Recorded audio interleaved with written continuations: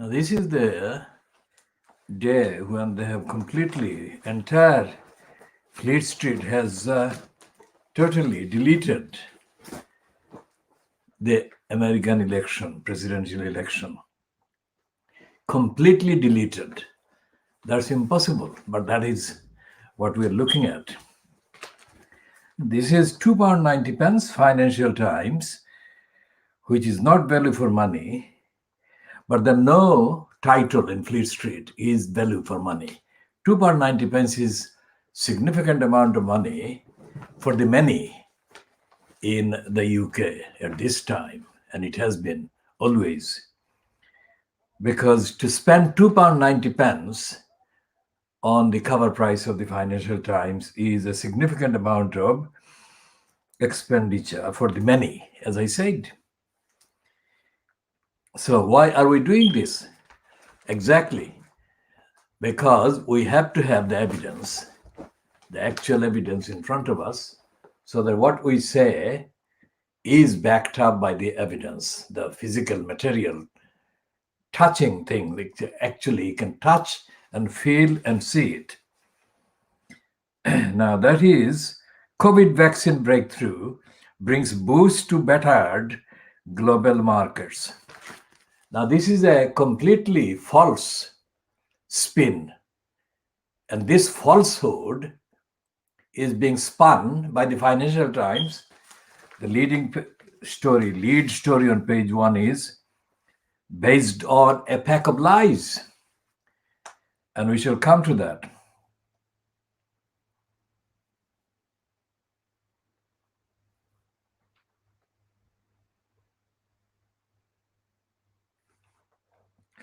And there is a little piece on the side about Martin Sorrell.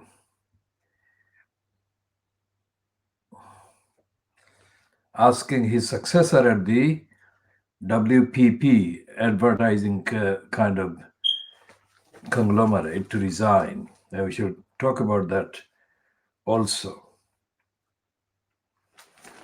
The Financial Times editorial is also getting carried away in promoting the vaccine propaganda.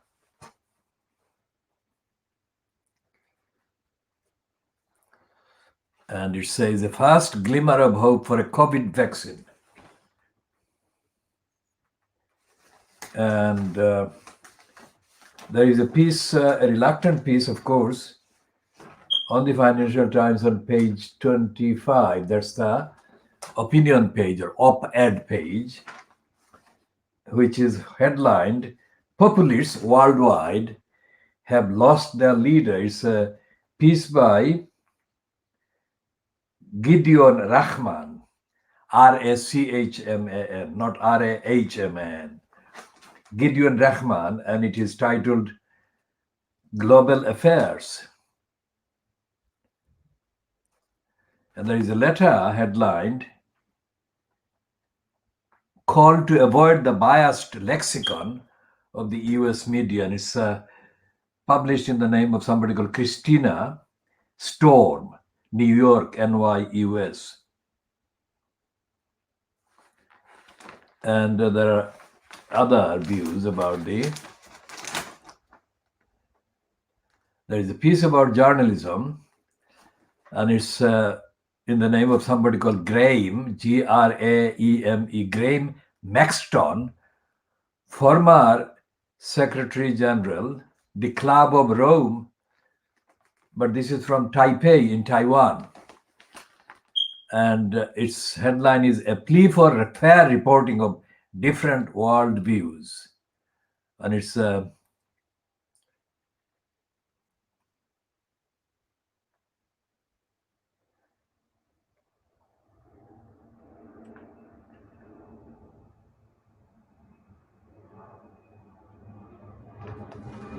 there's a confession in the headline, The Gig Economy is a Symptom of Bigger Problems. It's written by somebody called Sarah O'Connor in the Financial Times.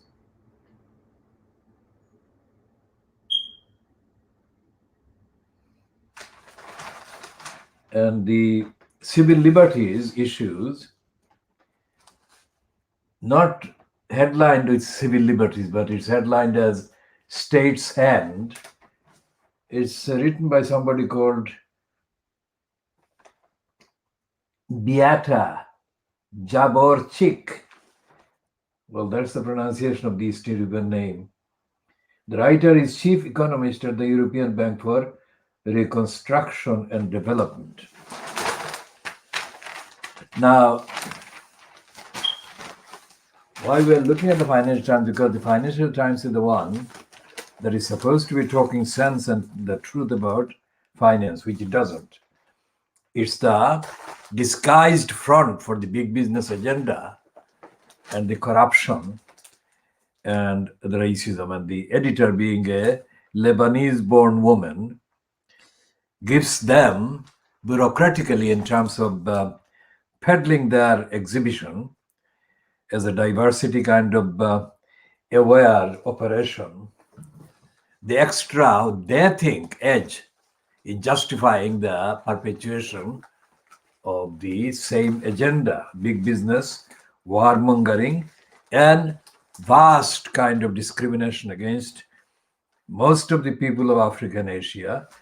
And in the current context of the last 30 years, say, starting from the launch of the Saitan Rushdie operation against the Muslims, We shall come back to the Financial Times very soon. This is the Daily Mirror today, which, again, as I said, the entirety of Fleet Street kind of front line today, the front pages, based on the deletion, de facto deletion in news terms of what is happening in the USA. So there's a vaccine breakthrough, our little bottle of hope. That is the kind of continuation in a populist kind of language of the same propaganda about the vaccine of the miracle. Let's say at this stage, before going to cover the same thing being differently presented, the same agenda being differently presented by the other kind of titles in Fleet Street. The reason why we object to this propaganda about the vaccine is because it has not been created, this so-called vaccine, whether completely kind of verified or certified or checked, safety checked, and all the other things, as a direct political and big business economic measure.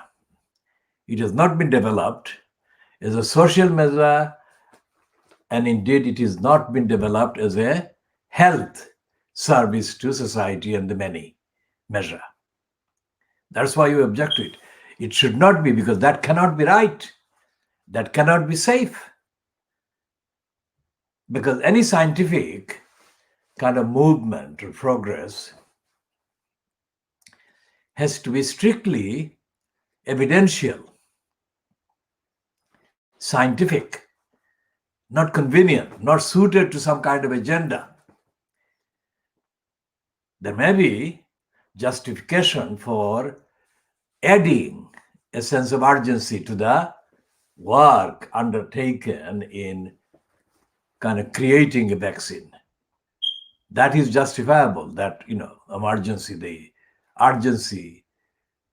But the veracity of the actual find, the actual kind of cure or the vaccine or the chemical kind of combination and the chemical kind of components of the thing cannot be in any way made dependent on the political convenience or political kind of purpose. And it is not only this time, the vaccine is being peddled and promoted, not only as part of the political agenda, but also as the part of the big business robbery agenda. And what Karl Marx said about the surplus value is at the center of it.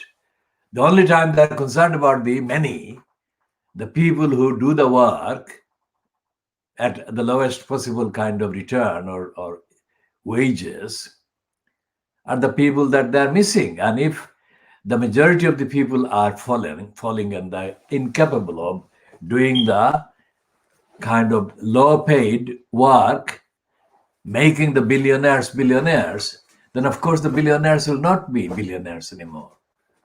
So that's the interest. That's their interest and the purpose. So I'm not saying that the vaccine that they're promoting and peddling is wrong or kind of unreliable or is risky. I'm not saying it is not risky, but I'm not saying it is risky. I'm not saying either way. What I am saying is that it has to be objectively, scientifically, independently, truthfully, independently verified and checked before it is pronounced as 90% effective or 90% safe, which is what the line has been in the last 24 hours. So continuing with the same thing, vaccine hope, it's all positive kind of thing. It's like the virus testing is positive has been twisted. It's all positive words. This is the headline in the Express. And similarly euphoric, absolutely excited headline in the Boris graph, and giving the appearance of being scientific because all these lines of details they're giving with the bottle in the picture as if they have done the scientific work. They haven't. This is a con. And the Guardian is carried away as well. And there is no mention of the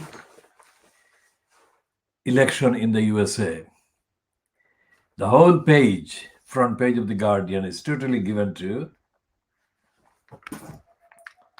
the promotion of the vaccine and related propaganda about the virus. And the same thing is on iPaper. It's absolutely shamelessly celebrating. The world is celebrating. I mean, this is too good to be true. This cannot be true. When all the Fleet Street and all the mainstream kind of titles do the same thing, there must be something wrong.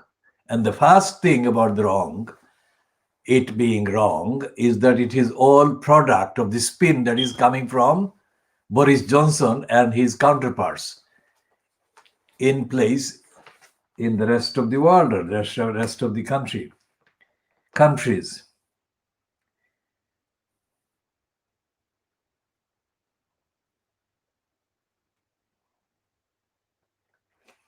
And here is the piece in the Times. The Times spin says that the German-Turkish couple who are kind of pictured together, they're saying that this couple is going to earn or become kind of billionaires. 3 billion they're going to make. I mean, that is what they're talking about. They're not talking about the actual truth about the so-called vaccine. They're talking about the money, how much money they can get. And every single one is kind of competing. All these Fleet Street today are in competition about the words they're using to express the excitement, hope, looking up, cheering up, celebrating. And they're going even to the 1960s. And when the US space person set foot on the moon, that is the kind of language they are reviving. That is the language they're reviving. It is ecstatic, unbelievable. And then the Star has given up, at last, it has given up the Joker kind of characters on the front page about the COVID virus. It is doing this visually, doing this endless kind of fanatic thing. Yes, it's endless. It's coming from as far as the eye can see. It's yes. It's that kind of zombifying and brainwashing and gullible making. Now, of course, tomorrow in the papers or in the next hours or in the kind of coming hours, there will be reluctant admission that this vaccine discovery and the vaccine kind of achievement or arrival is not what it is being peddled as. And there will be skepticism, reluctant admission of skepticism, and the reluctant kind of questioning of this propaganda and the hype. So those are the headlines. And we talk about the economy, which is the reason why we started the Financial Times. Now, that peddling Rishi Sunak, the UK kind of occupant in the post of finance minister, which absurdly is called Chancellor of the Exchequer. And Sunak, of course, is a tool and a toy of Boris Johnson's cabal. All the propaganda about Sunak challenging Boris Johnson, all the evidence would appear to be a bit premature. But we shall come to that when it happens, the confirmation that it has been premature. And this one is written by how many people? Jim Pickard, Matthew Vincent, Leslie Hook, and Philip Stafford. And it's a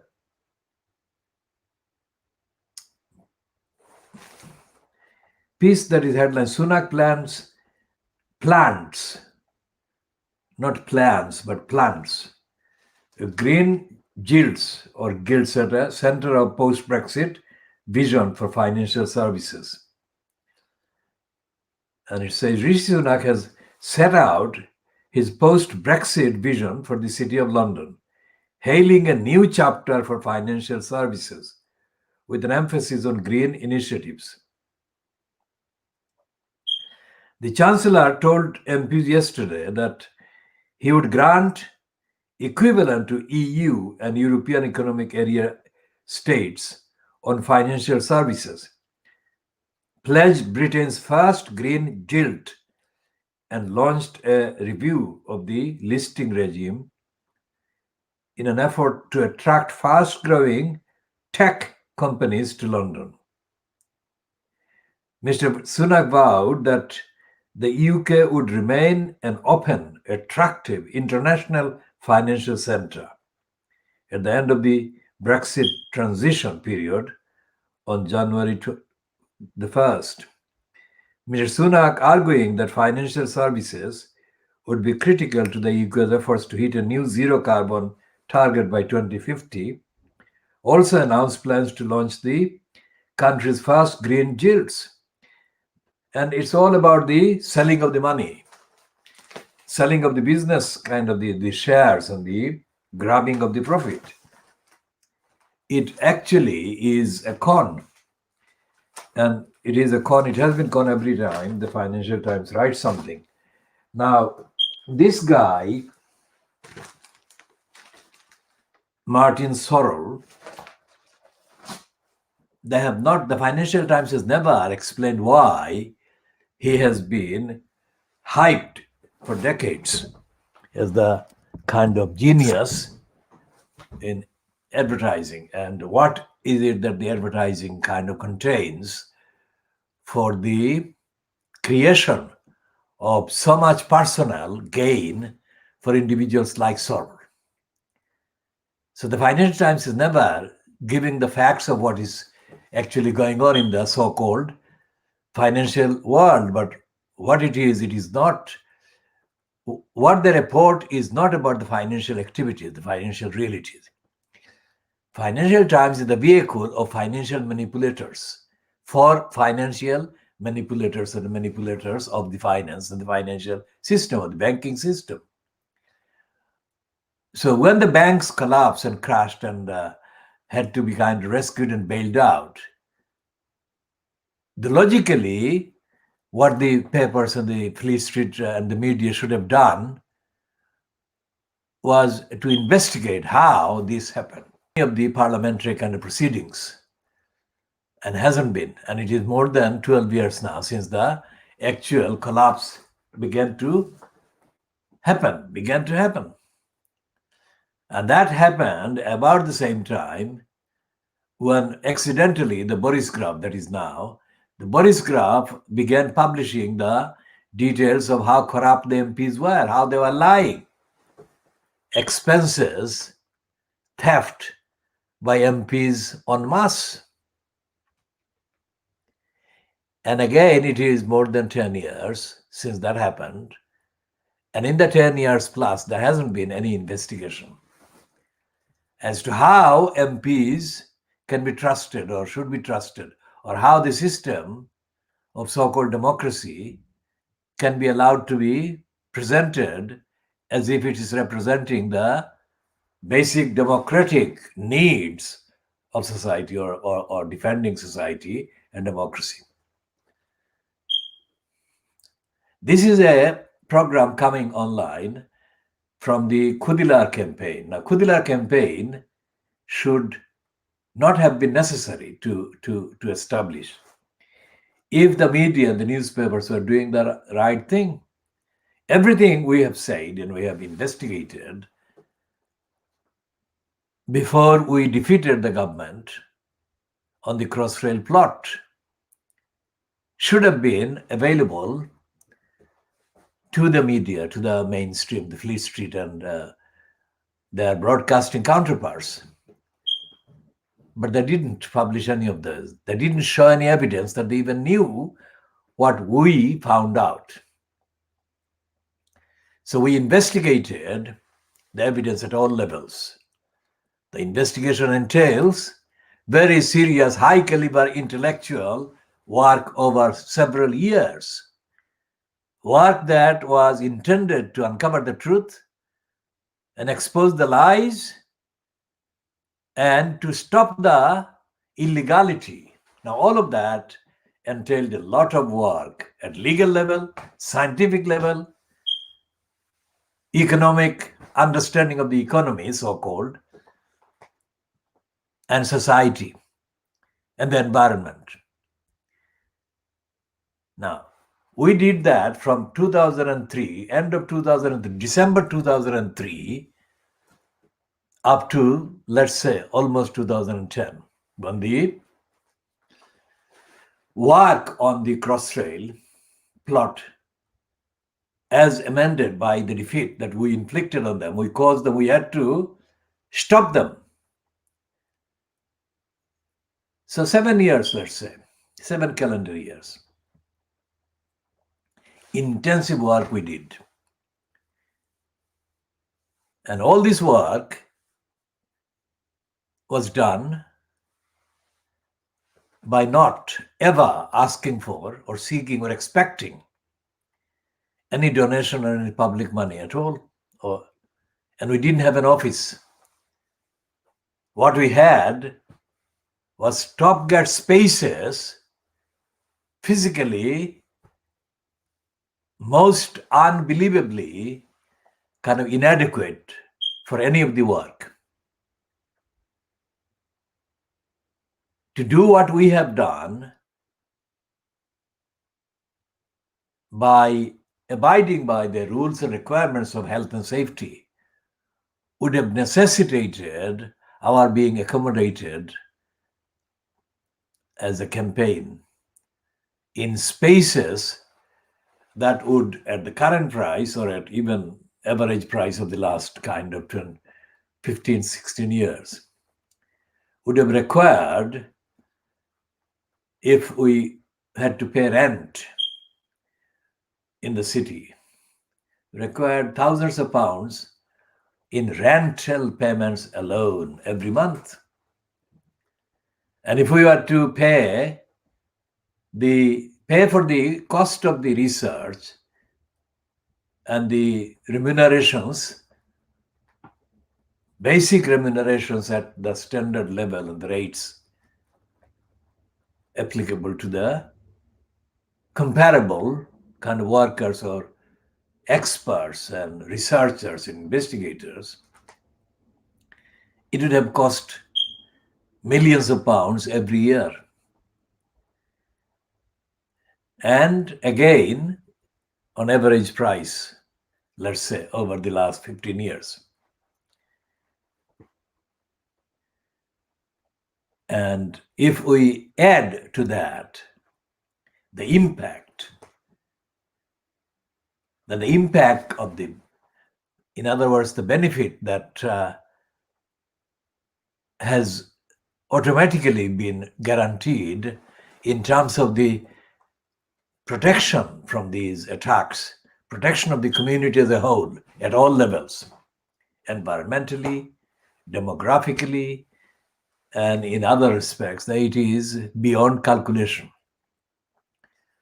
Which is to say that in that area alone, in the Brick Lane, Whitechapel, and adjoining areas, it has been equivalent to the benefits that can only be begun to be measured in billions of pounds.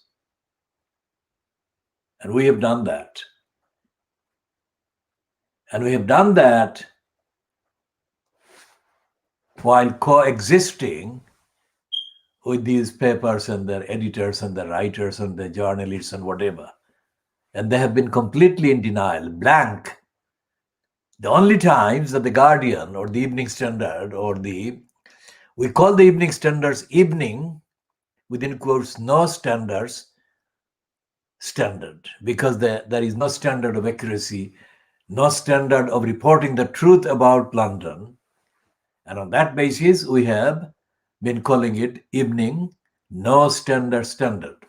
Quite apart from the fact that the so-called evening, London Evening Standard, it has been a monopoly in terms of being the, quote, London newspaper in the evening newspaper. And by definition, all monopolies absolutely are wrong and unaccountable and anti-accountability, anti-transparency, anti-society, and unfair and unequal, and anti-diversity and anti-the truth. So the role of the evening, no standard, standard, has been as a peddler of the cross-rail fronted big business agenda. Every September for several years, more than a decade, I would say, to my knowledge, for more than a decade, K. Jordan would attend a thing that the City of London, that the kind of praise represents the companies, the interests, the big business. So they would hold every September, probably about between the dates of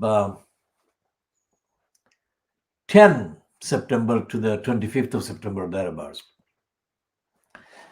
These City of London creeps organized a thing that they kind of used as a forum, as a platform, to spread the claim, the lying claim that they were helping the kind of adjoining areas, the neighborhoods. Well, the neighborhoods very much include the borough of Tower Hamlets. And next door is the borough of Hackney. And next door is the borough of Islington. And to the other side is, of course, the borough of Camden. And then the borough of Westminster. And starting with Tower Hamlets, I mean, despite the fact that it has got tokenistic references, whenever Tower Hamlets is mentioned in a broader kind of way by ignorant kind of writers and ignorant commentators, they say that the Isle of Dogs used to be, what used to be the Isle of Dogs is now home for the Canary Wharf. The Canary Wharf is the name. So they use the physical location of Canary Wharf and all the big business headquarters, the banks, HSBC, etc., CTI Bank and other banks, as kind of mitigation as if those businesses and those headquartered places, by being there physically, are physically transmitting benefits to the rest of us in the rest of the bara. That is not the case at all. And that is one of the stupidest lying fantasies that has been cooked up and perpetrated and perpetuated over the last few decades. And the fantasy has been capable of being perpetuated without any kind of even awareness of it happening on the part of the people who are supposedly in the know or should be in the know, the elected kind of councillors in the name of the ordinary electorate in Tower Hamlets. And since October 2010, the incumbent post holder in the corrupting post of elected mayor called the mayor of Tower Hamlets. But there is no evidence. There is no evidence whatsoever in any of the Fleet Street coverage or reference to Tower Hamlets, and there most certainly is not any in the corrupt, crooked, racistly operated perpetration called the East London idiotizer.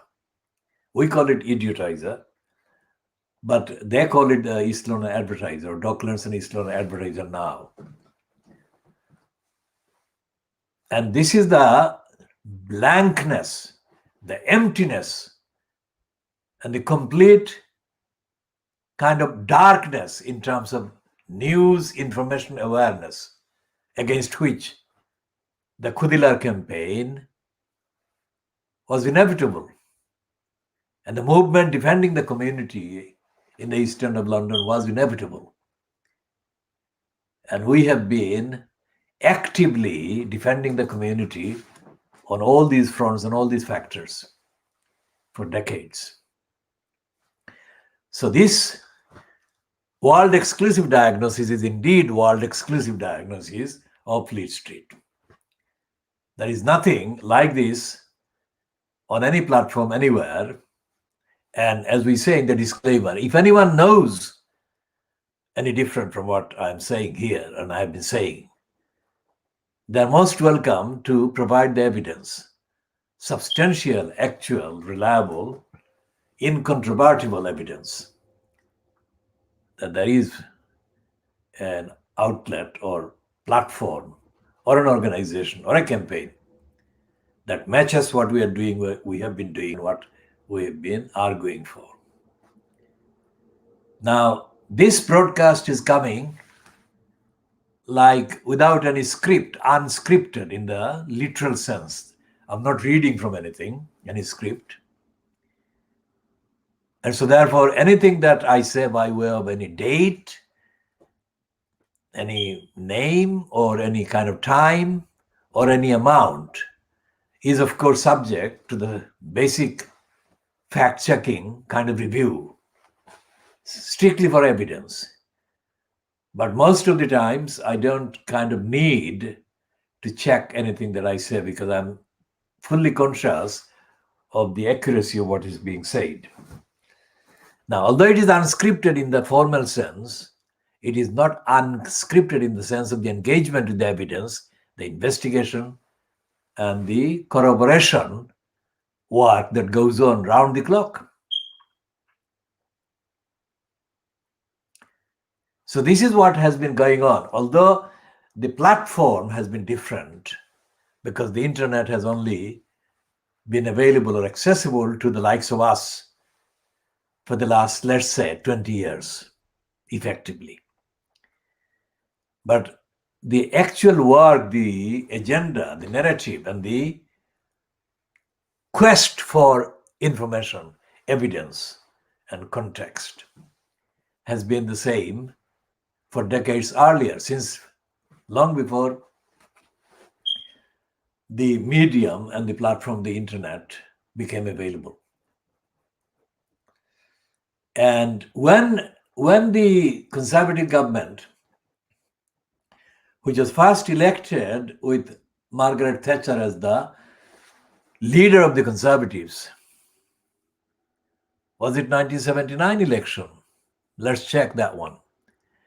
When they got the election, and it was facilitated by one of the worst leaders of the Labour Party, so-called. Well, most of the Labour Party leaders have been kind of unfit for the purpose for which the Labour Party was itself founded. So our view is very low generally because of that criteria. But among them, the basic, objectively kind of assessed and kind of citable criteria of leadership, initiative, representation, democratic voicing against the undemocratic Tories and whatever. There have been differences among the so-called leaders of the Labour Party. And whatever the differences in terms of their abilities, objectively defined, or the abilities that can be objectively defined, there are certain areas of abilities and skills that cannot be objectively defined. They are very personal and very subjectively kind of unique. But the ones that they can be, they outnumber. In numbers, there are many. And yet, all the leaders, let's say from James Callaghan onwards, Callaghan, then Michael Ford, then Neil Kinnock, and then, of course, Tony Blair, and then Gordon Brown, and then Ed Miliband. We say mini brand, Ed Miliband, miniature, like small. And we say that in an intellectual comparison between the two brothers, David and Ed Miliband, compared to their father, Ralph Miliband, for whom we have quite a lot of time because of his intellectual and ethical contribution to the discussion about society and society's values. Now, all the evidence that we have been aware of for the last, our movement, the last, 60 years, originally in the context of Tower Hamlets in East London, Stepney, all the material and publicly available and accessible evidence that we have been able to access and we have used and cited and seen, that has been available to the others if they were looking.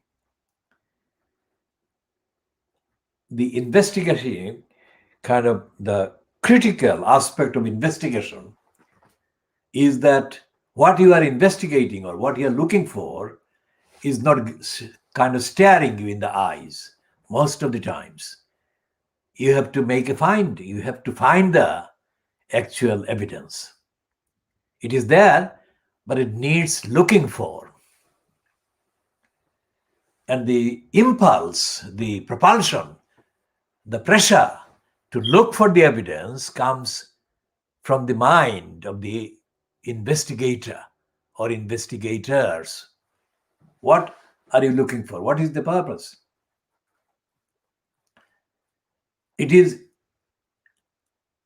always, invariably, a moral situation. Either it's immoral or it is pro-moral or pro-morality, pro-ethics and pro-ethical and pro-compassionate or anti-compassionate. If you are looking for evidence as part of the argument to diffuse and then defeat the peddlers of lies and the abusers of power, then of course you are being moral and ethical. So you are being propelled by your impulses, moral and ethical. I mean, yesterday this is just a contextual kind of one-off reference, but it is contextual. Yesterday was being observed as the birth anniversary of Muhammad Iqbal. Now, some of the references to him include, or in fact many of them include, the fact that he was knighted, that he was made a sir. But given the context of everything else he said, I mean, would he really bother whether he was given a knighthood or not? Of course, compared to him, Michael Madhusudhan Datta, the Bengali kind of epic poet, who was really similarly, almost similarly treated by racists in Europe as Iqbal was. I mean, Madhusudhan Datta wasn't given any gong or any honor. In fact, most of his writings was not even recognized. He wrote in English and probably in other languages, European languages, but they didn't recognize him.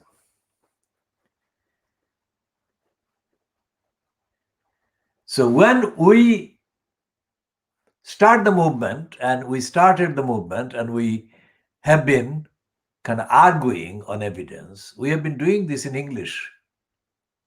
We have not been doing it in the main in an Asian language or in languages that come from other parts of the world. We've been doing it quite kind of readily in the English language for the fact that English language is spoken by most people or used by most people in the discourse and the communications. It's not a preference for English at the expense of any other language. It is a pragmatic, practical, realistic kind of use of a medium. That is the definition. But the contents of what we find and what we spread and what we kind of advocate have been strictly unique in the sense that they have been irrespective of what language or linguistic sources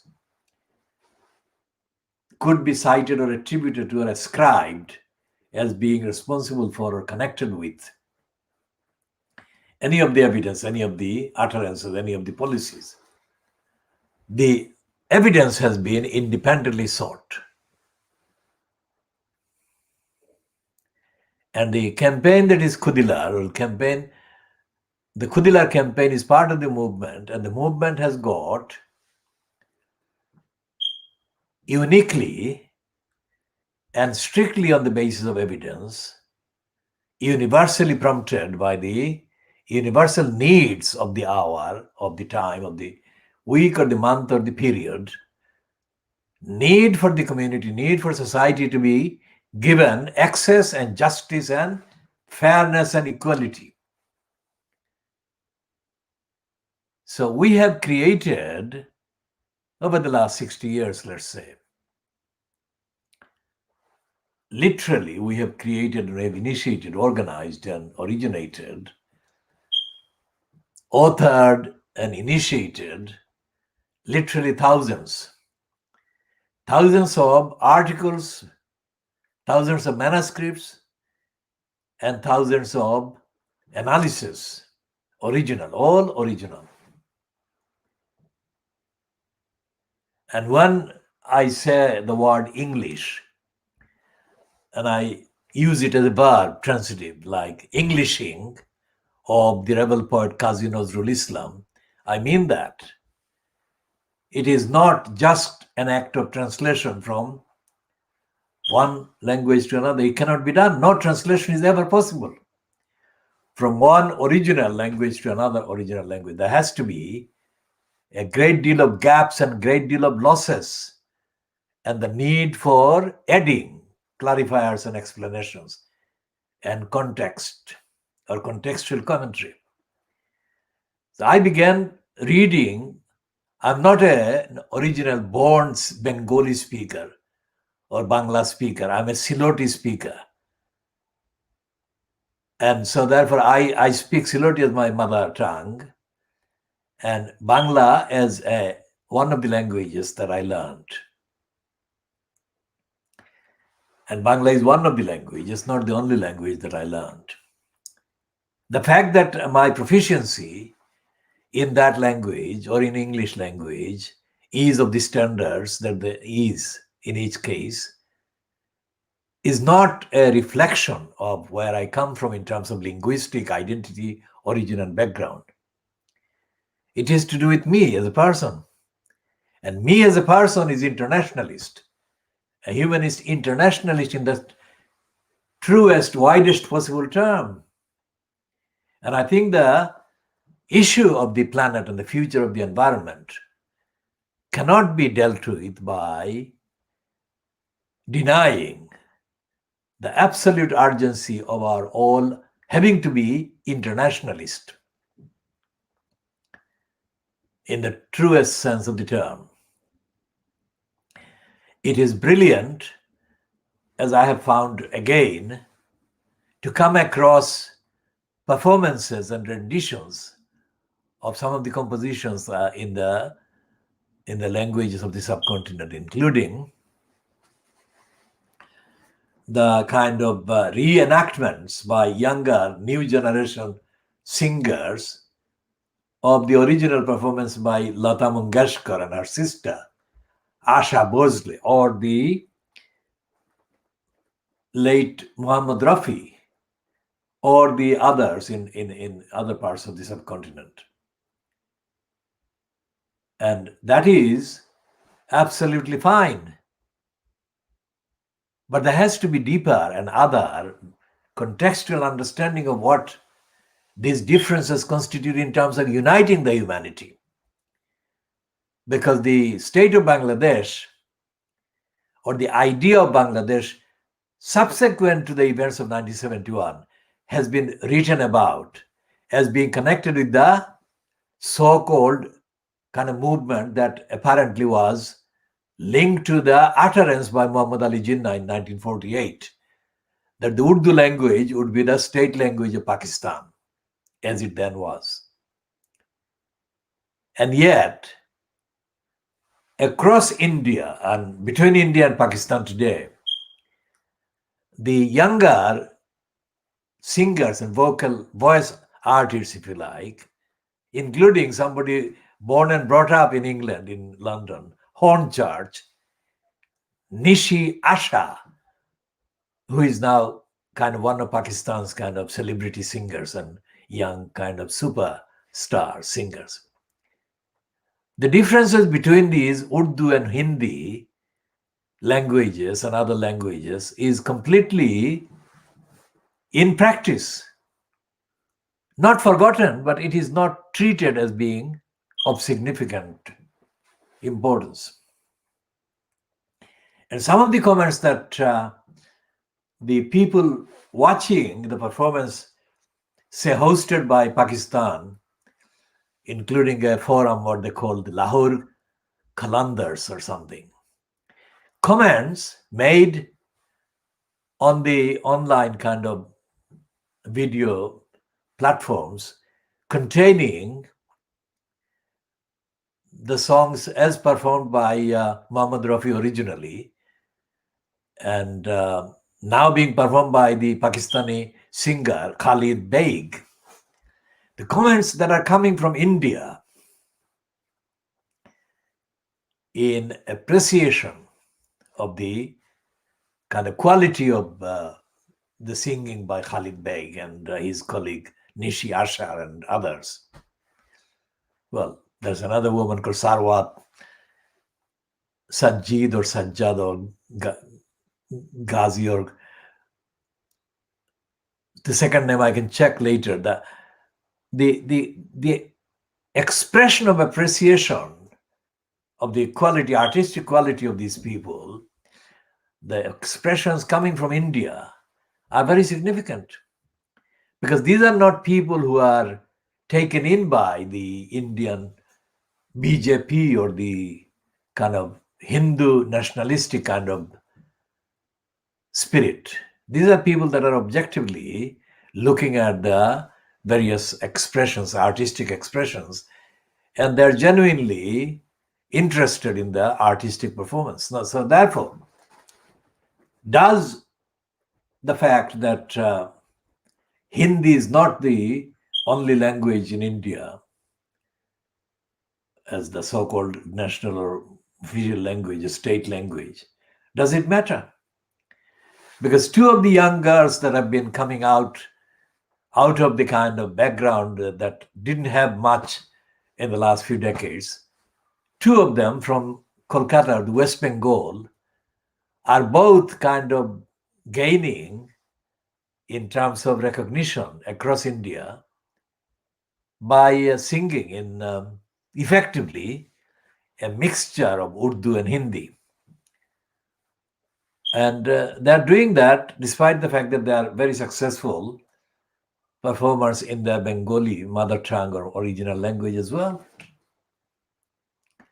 So whatever was happening in the late 1940s in East Pakistan, and what is happening now across the subcontinent in linguistic terms, and what has happened in between is very significant, because if people can get behind and get away from the differences of the level of the language, because Urdu and Hindi are very similar. It goes without saying. And I'm not saying it for the first time. Even Thomas Babington Macaulay treated in Urdu and Hindi as similar or of the same type, as he did the Arabic language and other languages as well, in his 1935 kind of declaration of imperialist imposition of education policy on the subcontinent. So what are the things that unite the general kind of endeavors and general humanity? That doesn't mean that people should give up their cultures or the other kind of religious things that make them different. But does that mean that religious differences should be the primary kind of forum for the relationship among the people? Let's say among the people. And how often do people's human experiences across the subcontinent kind of get dictated and prompted by the differences based on, quote, religions? Having said that, to what extent are the religious values and religious qualities being adhered to by the people who propose a religious kind of agenda for politics? Do they actually observe the religious kind of demands? And do they actually spread and profess the compassionate messages that these religions contain? Or do they focus on the hatred? And if they do, are they doing justice to the religions themselves? And I'm putting aside the extremist proponents of the languages or the religious groups. And I'm saying this in the context of the truth being told, because one of the kind of young performers of Tagore has said in an interview that making buildings doesn't make a society progressive. Campaigning for justice does. And I think it is kind of paraphrasing by me of an interview that Minali or Monali, is it Monali? Monali Thakur gave. Now, Monali, of course, personally has just disclosed that she had been married for the last 3 years with a restaurateur in Switzerland. So personally, she is not kind of restricted by the kind of narrowness that surrounds so much of organized politics in India. But what she says about the campaign, the difference the campaigning makes to making a society just or fair, is very significant. And it is the way to go. It is the way forward. Taking the narrative to Switzerland and the teenager, Miss Thunberg, who has been featuring as one of the reasons why Donald Trump became completely mad. I mean, how impossible is it to relate to Donald Trump and Miss Thunberg? I mean, you cannot do the same. I mean, you cannot do the same thing with both of them. Trump is the one that is absolute darkness. And this teenager, 11, 12, 13, or whatever, 14 years old, I mean, what What an absolute vindication of what the rebel poet Kazi Nazrul Islam wrote. ঊর্ধ্ব গগনে বাজে মাদল, নিম্নে উতলা ধরণী তল, অরুণ প্রাতের তরুণ দল, চল রে চল রে চল. I mean, young people are the leaders. Not the only leaders, but they are the leaders. চল চল চল, ঊর্ধ্ব গগনে বাজে মাদল, নিম্নে উতলা ধরণী তল, অরুণ প্রাতের তরুণ দল, চল রে চল রে চল. Somebody has said that Nazrul Islam is not being kind of performed as often as he should be. I mean, they refer to mainly his lyrics. And I agree. I also add that the recordings of some of the main kind of rebel poetry of Nazrul that I have heard, and I have not heard as many as I probably need to hear, and that difference is due to the access. There is hardly anything accessible online, even online, that gives me the full kind of perspective. And whatever I've heard, including the readings, the recitation of some of the most well-known items by Nazrul, by his grandson, is it? Or his son? Probably his son. They are timid. They are very timid, and they are not even 10% to the spirit. They don't kind of do justice to a point of 10% of what Nazrul would have meant. Of course, I mean, because he went silent because of the illness, mysterious illness, nobody could actually ask him anything about how he saw those creations to be performed. But my understanding has been that, like my reading of the poems, both Kandari Hushyar and others, my readings suggest that they should be performed when they're being performed on stage in the form of songs. They should be performed more vigorously and with much more life and inspiration and a kind of exhilaration in it. But that I did not find in any of the performances that I've seen, and most of them have come to my access, which is limited, as I've said. They have come from India, Kolkata, and they're dated some years ago. I cannot find anything very recent. Or compared to him, the work of the Tagore, Rabindranath Tagore, the work is more frequently being performed. Maybe a very limited number, but they are being performed by more people than the work of Nazrul is being performed. Now, I make a comparison in a different way, because Nazrul is one type of kind of, if you like, inspiration and teacher. And Tagore is another kind of inspiration and teacher. It is very important to keep the identities of their work very clearly distinguished and identified. Nothing to do with any religious kind of difference or whatever. But the contents and the context should be kept as authentic as possible, so that the maximum benefit and enlightenment and, of course, exhilaration can come from both in due manner. As for Muhammad Iqbal, of course, I mean, he mainly wrote in Persian, or his first love linguistically was the Persian language.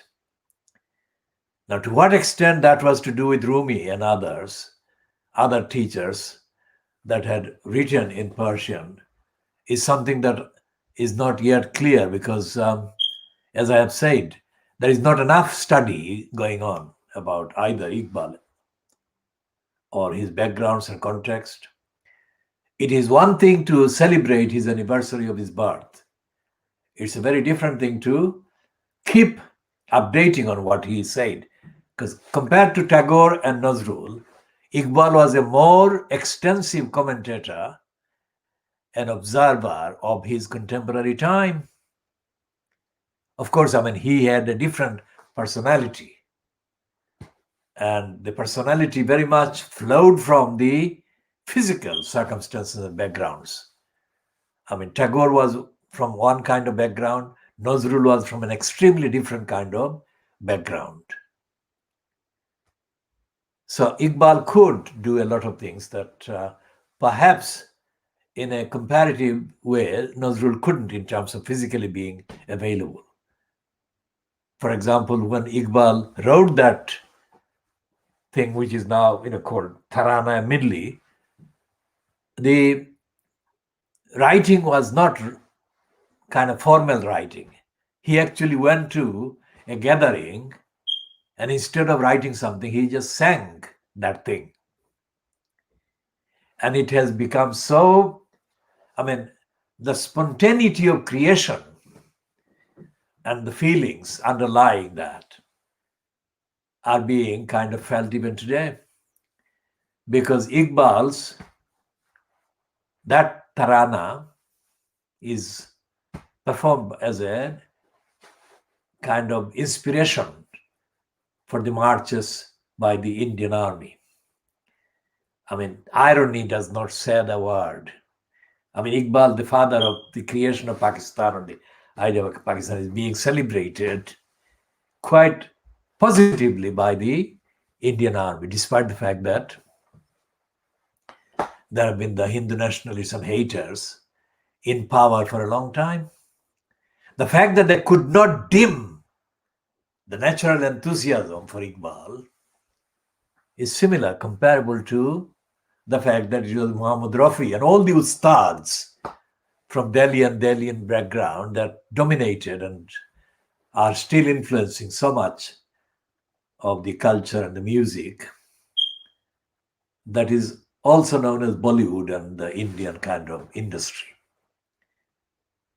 And the fact that all these tributes have been written for Khalid Beg and his friends and his colleagues by so many Indians is testimony to the universality of the message, that it is not the bombs. It's not the bombs, it's not the hatred that should be the way forward. It should be cooperative, respectful kind of understanding and exhilaration shared in the delight of the enlightenment and the human spirit. None of that is available from the Fleet Street Papers, is there? There is nothing recognized about the world, and I'm only touching the surface. And they've got a piece by Rachel Sylvester. Rachel Sylvester is a columnist on the Murdoch Times. And she's saying that Sunak, the UK finance minister, should tell Boris Johnson where to get lost. Because the headline to the piece that she has written is this: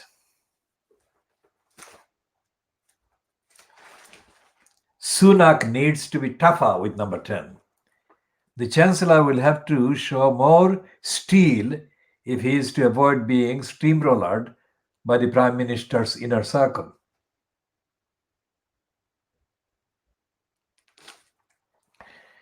And there is an emphasis on this sentence: a political clash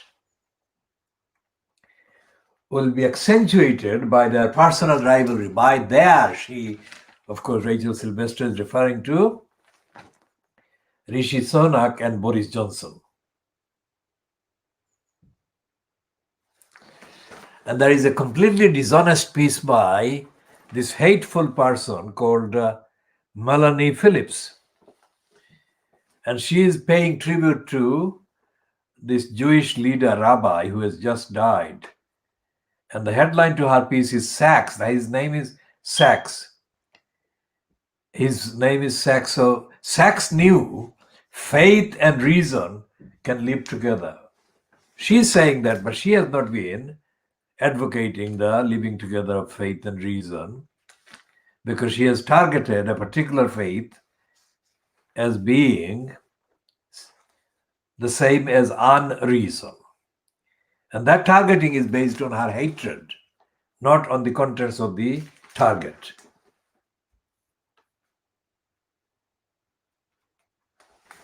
There is a piece in the Times on the page, news page following that. That's 34. Page 34, it says that 30 Islamists under arrest in Austrian crackdown. Now, I have to say this one about the use of the term Islamists and Islamic terrorism, whatever. It is necessary to understand the difference between the kind of reported statements or purposes of the so-called Islamists and the ordinary more than 1 billion Muslims in the world. I mean, to what extent, if any, is there any relationship between the Muslims and these people that are reported as Islamist terrorists? Because nothing that I have kind of understood about Islam, and that's my understanding, in societal terms, in social terms, is for any of these things. But the question is, why did Mahathir Mohamad and his counterpart in Turkey, a political counterpart, Erdogan, become so vocal about France's President Macron, about the cartoon and about the depiction of the Prophet in a cartoon or cartoons? I'm not saying there shouldn't be. I'm saying, why have they been silent about the other issues affecting the society that are called Muslim? Okay, what am I saying? I'm saying that in Muslim populated or Muslim dominated or Muslim majority areas and countries and societies and demographies,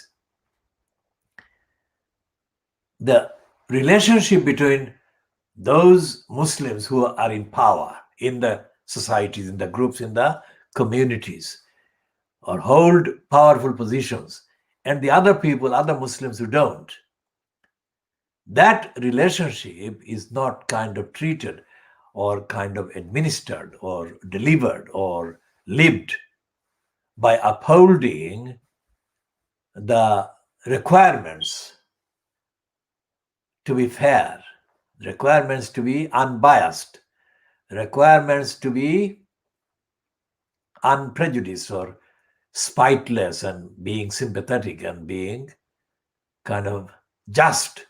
These requirements are not evident in the treatment by the powerful Muslims of the Muslims without power. How about that? Have I successfully summarized the situation? And the same applies to the Muslim countries. And by that, I of course mean the countries where Muslims are the majority or significant numbers. And the Muslims occupying the positions, either in government or in the media or in the other institutions, they are not following the requirements to be just and fair and tolerant of other Muslims.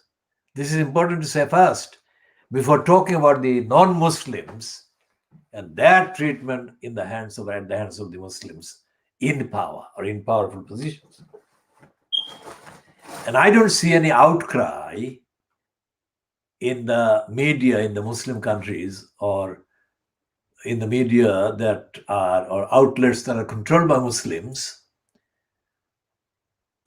outcry against any of that from a standpoint of the duties of the Muslim. because the introduction or the launching of the anti-Muslim narrative and agenda by launching Saitan Rushdie has meant that by Muslim, other people, most of the ordinary people who are not Muslims, are supposed to think that they are kind of irrational, illogical, unfair, and very narrow-minded and completely ungenerous and all the other things. Whereas I don't think that is true, but that is the image. And I also think that there is no awareness on the part of the so-called media controlled by the Muslims of what I'm describing is happening. So in other words, so say a country like Bangladesh, about which I know a bit. I mean, what is happening with the Muslims? I mean, it's a hugely Muslim majority country in terms of the defined borders and whatever. Are the people in poverty, in hunger, in desperate hunger and desperate denial of justice, the victims of rape and gang rape and other violence? How are these things happening? And who and from what platform is watching the behavior of the offenders and violators? What is happening there in terms of Islam? Is it as some people in Bangladesh, in fact the people in power say, is it a backward, regressive kind of thing, Islam, to mention Islam?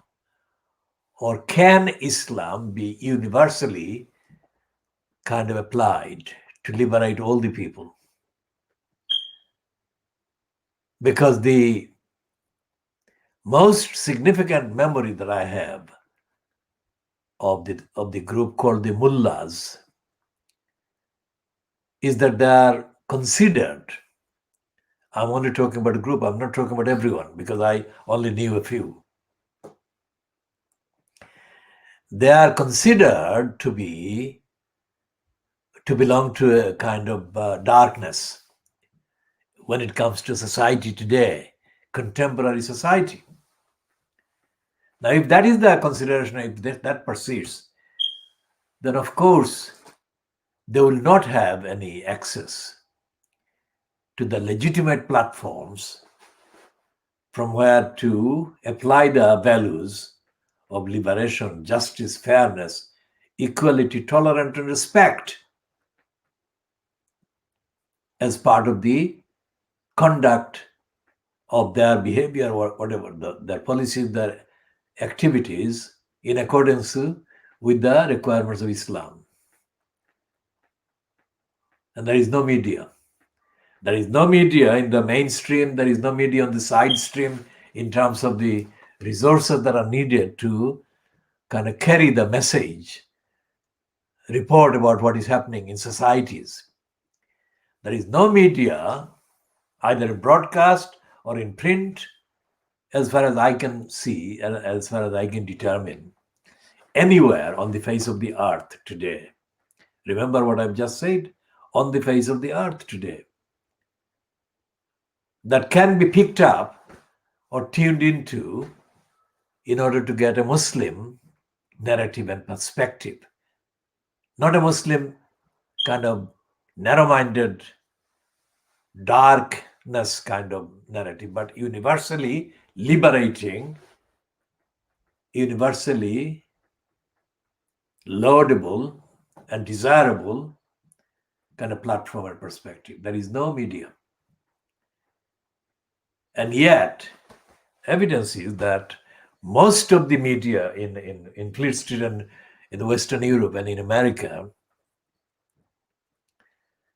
is profiting partly from the loots that are coming to the US and the Western countries and the Western economies by all kinds of trades that involve the extracting of huge sums of billions and billions, trillions of dollars and pounds or equivalents from Muslim sources and Muslim populations. Why is there no Muslim presence as a liberating source? Because clearly the existing status quo, as we have suffered in the last, in terms of evidence, I say suffer, not in terms of the reality, because the evidence has been so constantly available over the last 4 years in the USA that democracy is seriously under attack. Let's put it this way. It is under serious attack. I am not going to the extent of saying that democracy has been abolished by Trump, but it has been under serious attack. So where is the evidence of the New York Times or the Washington Post or the Los Angeles Times or the Associated Press or NBC or any of those outlets recognizing this, what I've just said? And where is the, quite apart from the kind of partial acknowledgement in a backhanded way by one of the fronters on the Young Turks, that what Trump has done, the numbers of people that could have been saved but have been allowed to die by Trump's policies, many times, many times more than anything that happened in the 9/11 so-called. Where is the complete appraisal of the full truth about the myths of 9/11 and the truth about 9/11 and the rest of the behavior and rest of the casualties and the rest of the kind of policies that are absolutely not only not anything to do with Muslims, but nothing to do with Islam or anything. It is to do with organized forces of criminality that have taken over the American narrative. How is the USA to be saved from that? Because if the USA becomes a dark state, well, failed state is, of course, as the phrase has been used, but if America becomes a dark state, will that be still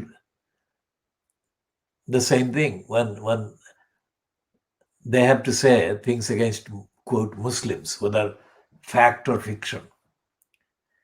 Because the legitimacy of being able to criticize, quote, excessive or terrorist or whatever Muslim only comes from the provable presence of something different which is better than the Muslims' behavior. If it becomes worse than the Muslims' behavior, then where to go? And the media doesn't deal with this.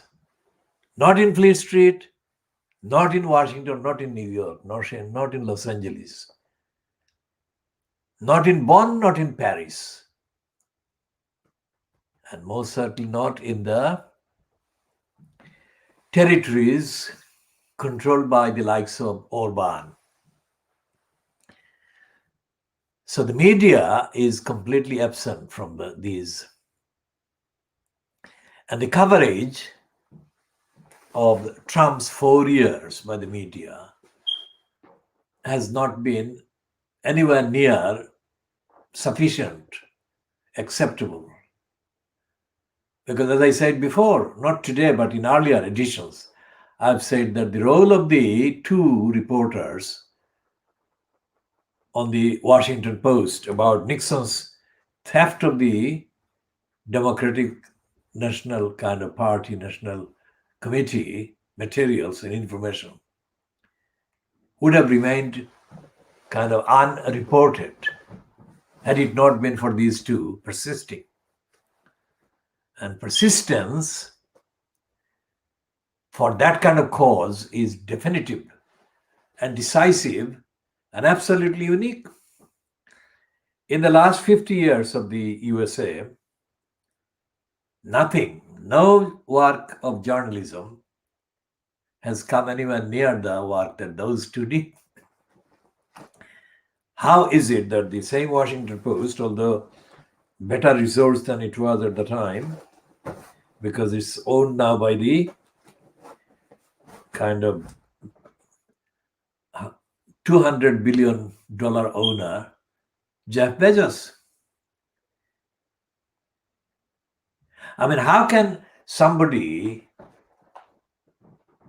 pocket $200 billion?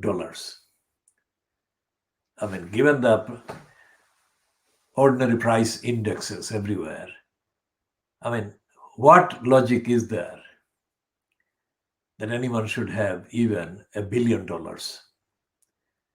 That is a question. That is a question for the media to examine and investigate and ask questions about.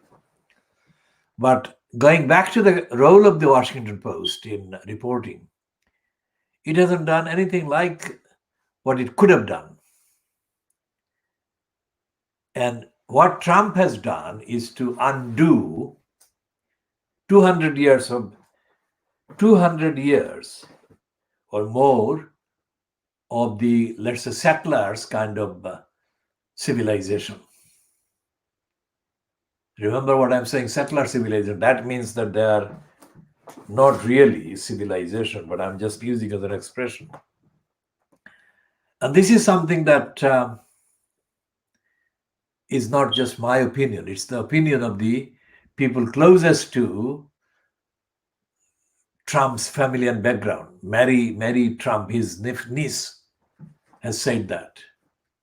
She said in that interview with the Channel 4 News's Matt Fry last week that Trump had actually declared a coup. And the vote that had been sacrosanct for 200 years had been now sabotaged and contaminated by Trump.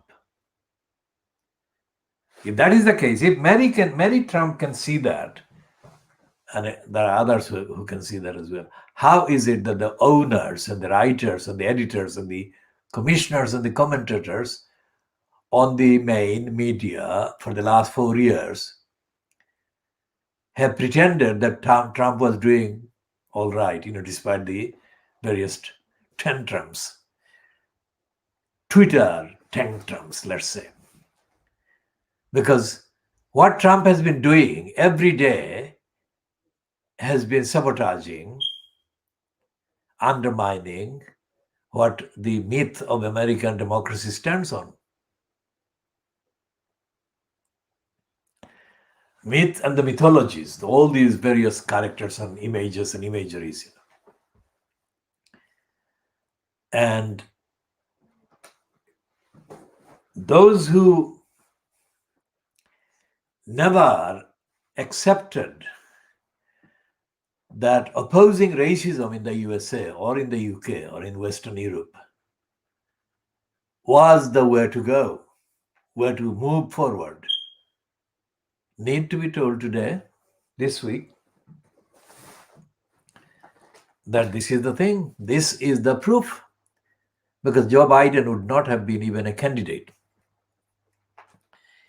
had the black supporters of the Democratic Party come forward and given him a timely boost and confidence on which he stood, and he stayed and he got in.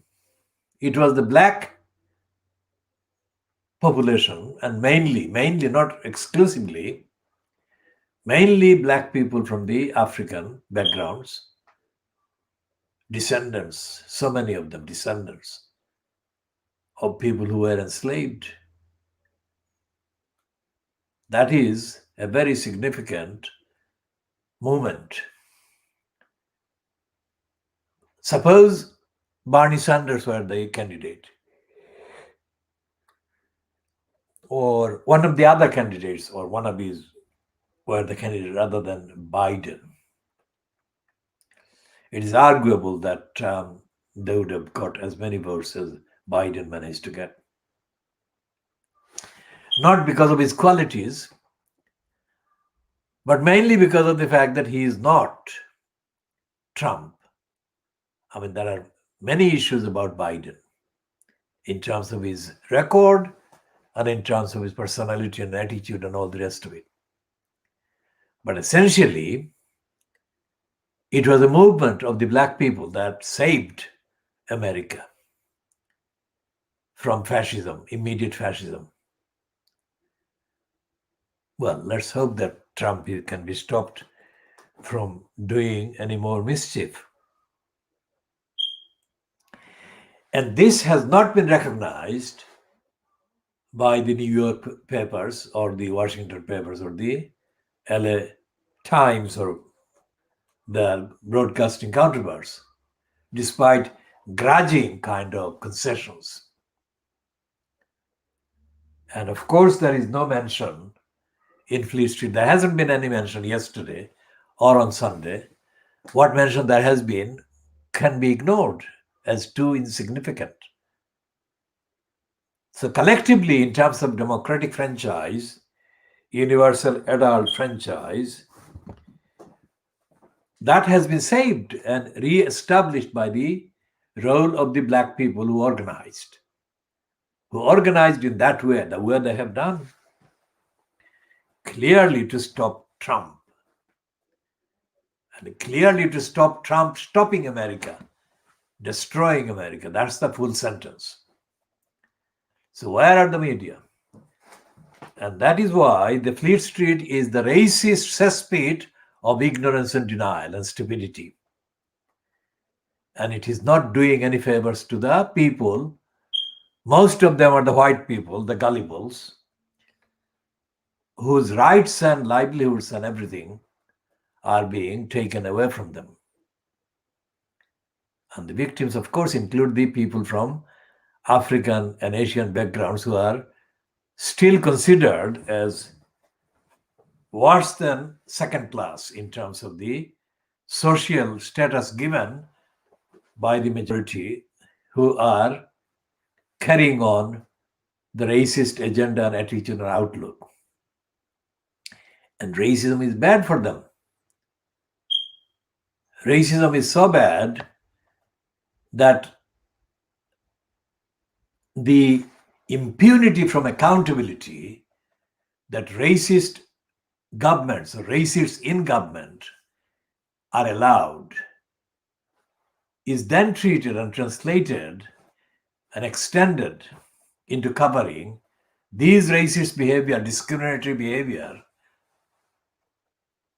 to deny the white majority the rights, the human rights. Very important connection there, and priority and sequencing. So opposing racism is also opposing the very archaic and very completely unjust dark ages kind of entitlement, sense of entitlement, this very small number who get the major share of the power still harbor and suffer from, and are allowed to do that by the majority not being active.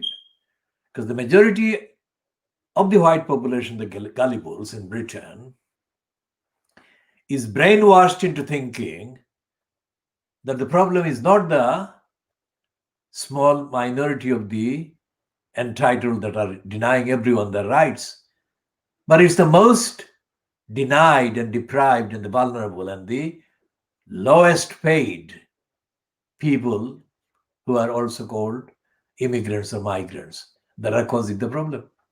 And this narrative is factually wrong, evidentially wrong, morally wrong, legally wrong, in every way ethically wrong, and there is no discussion about it, let alone opposition to it. The weekend comment, I think, or yesterday's comment either in The Guardian or The Mirror, written by Keir Starmer, or which has been published in the name of Keir Starmer, doesn't refer to Kamala Harris. Now, politically, in terms of her records, I haven't got a lot of time for Kamala Harris. But that doesn't mean that I don't recognize her. Her, in terms of her background, in terms of her positive work and words and potential. And in the wider context, the fact that she is a daughter of parents that came from African and Asian backgrounds, absolutely significant. Now, Starmer doesn't refer to her. Starmer says that Biden didn't oppose Trump at the 2016 presidential election because Barack Obama didn't encourage him to stand. Now, Starmer is being completely stupid and ignorant and a racist. It was nothing to do with Barack Obama encouraging him or not. It was to do with the Democratic National kind of Congress or party, committee or whatever, and the Democratic Party establishment, which is very much still dominated by the kind of white and the racists in the organization and the party. Hillary Clinton was a white woman, a white person. And Obama did his best as far as I can see from the evidence that I can see. There was no mention of Biden being held back by Obama, not being kind of positive. Obama praised Biden many times in public, and he gave him a kind of title or gong as he was leaving, the presidency. So why did Starmer choose to attack Barack Obama for Biden not being the candidate for the Democratic Party at the 2016 election? Why? Simple answer. Because Starmer is beginning initially an idiot. And secondly, he's a racist, ignorant idiot. He should not bring Obama into it at all.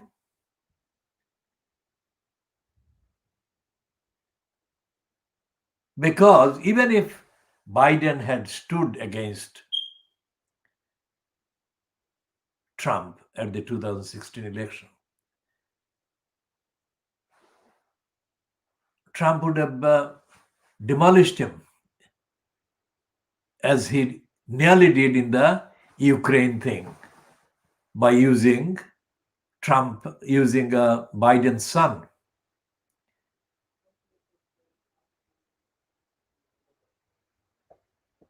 And the evidence that Trump invented against the kind of Democratic Party and other people who opposed him, there would be a different type of evidence, but he would have done the same thing. Because Trump had been preparing to mount the kind of attack that he mounted against Hillary Clinton for many years. And it's not about Hillary Clinton. It was about anyone who was likely to stop him getting elected to the post of President of the USA.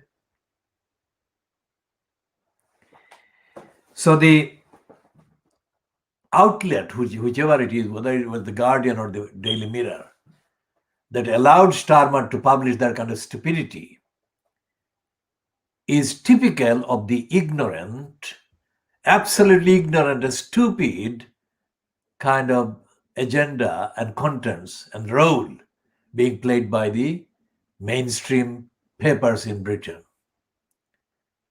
So when we call it world exclusive diagnosis of Fleet Street, it is absolutely restrained. We could say more detailed things in support of the role we are playing. And as I said before, and as I keep saying, and this is an updated assertion of that fact and the truth. There is no institution in the UK, including the Russell Group, so-called. Russell Group of universities is a club of criminally organized education traders. They're not about education, they're education traders. And the racist, imperialist, colonialist, and Macaulayist. What the people who are opposed to racism and are in support and in favor of a just, accountable, fair, and equal society must do is to scrap most of the curriculum. It's not just bringing down the kind of monuments and statues of the races, it's the entirety of the university curriculum and kind of the ones outside the physical sciences, let's say, but not entirely outside the physical science, because the environment study must be expanded to be fit for the service and the protection of the environment. We shall discuss that at length another time. But at this moment, the universities, the social kind of sciences, so-called, are totally inappropriate, outdated, imperialist, racist, and ignorant and stupid. And all these PhDs that the majority of them confer, including on the significant number of quota that includes the diversity displays, are about stooges. Most of the PhDs are given to mental kind of slaves, and they are completely bereft of any knowledge and any originality, any enlightenment, let alone any direction. And this applies again to the newspapers and all these people like Rachel Sylvester or Matthew Paris. These are styled as columnists. But what do they say? What do they think? You read the papers and there is nothing of substance in them. It's like Fleet Street, most of it, including as typified by the, let's say, this one.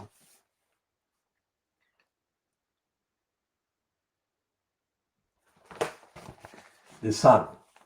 Forget about the lies by Martin Bashir to Diana and the lies by the BBC. This paper is written by kind of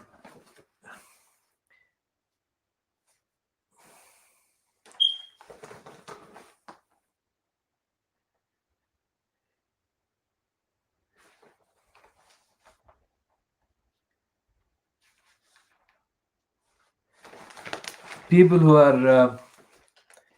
who assume they themselves inhabit a world kind of suitable for under 11 or something.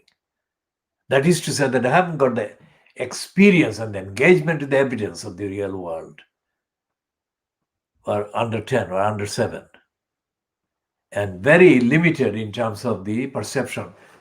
I mean, exceptions like Greta Thunberg is not included in that general statement. So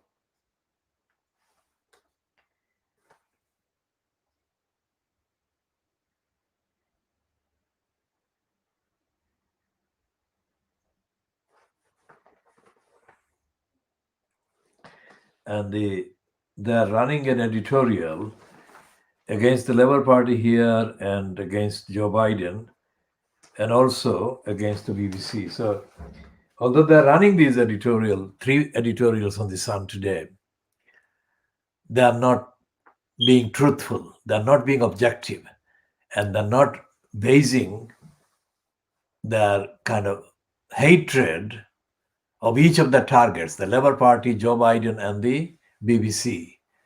I mean, I am not, and this campaign is not an extension of, in any way, shape, or form of any of those.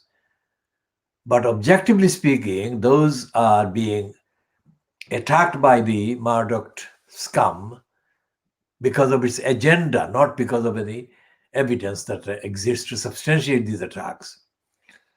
The headline about the BBC lying about the Martin Bashir kind of forgeries to get hold of Diana and get the interview. That is topically correct, but substantially, the lies and inventions that Martin Bashir did and perpetrated and the BBC covered up are no different from what the Times does in a different way, but the Times did when Harold Evans died and they ran under a cover of the obituary. They ran an apology for Rupert Murdoch against Harold Evans and abused the obituary and denied the original contribution as an investigative journalist and a journalist with some kind of conscience that Harold Evans was.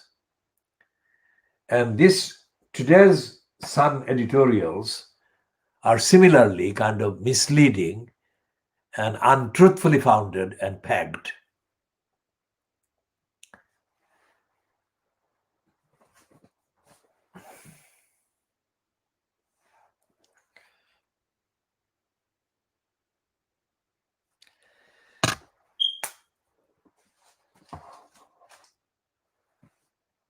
So we shall be continuing